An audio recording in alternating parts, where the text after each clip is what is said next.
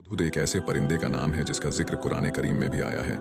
ये परिंदा बहुत तेज दिमाग होता है और इसे तमाम परिंदों का इंजीनियर भी कहा जाता है।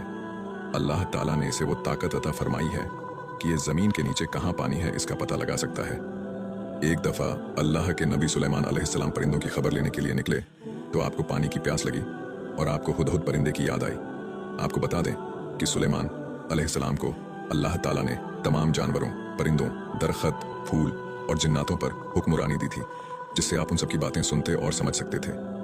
जब आपने हुदहुद परिंदे को वहां नहीं पाया तो आपको बहुत गुस्सा आया कि कहाँ गया हुदहुद। आपने फरमाया, आज मैं उसे सख्त सजा दूंगा या उसे ज़बह कर दूंगा अगर वो मेरे पास कोई वाजह दलील न लाया। थोड़ी देर बाद हुदहुद वहां आया और सुलेमान से कहा, आप मुझ पर गुस्सा ना करें क्योंकि मैं बहुत बड़ी खबर लेकर आया हूँ। मुल्क सबा में एक मलिका राज कर रही है जिसका बहुत बड़ा तख्त है। उसका नाम बल्कीस है।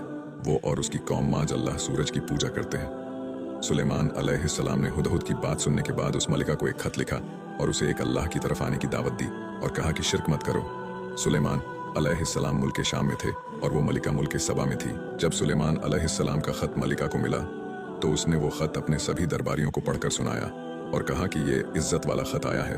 उस मलिका ने आपके नाम की इज्जत की।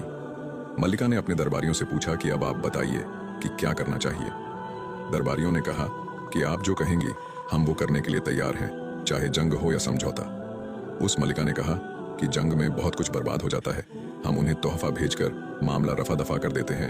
तो उस रानी ने एक दरबारी के हाथ से आपको सोने की ईंट भिजवाई। जब वो दरबारी सोने की ईंट लेकर सुलेमान अलैहिस्सलाम के पहुंचा तो आपने 1000 सोने की ईंटें जमीन पर बिछवा दी, जिसे देखकर वो दरबारी पानी पानी हो गया और वापस लौट आया। जब उस दरबारी ने ये बात मलिका को बताई तो मलिका ने कहा कि अब मैं खुद उनसे मिलने जाऊंगी।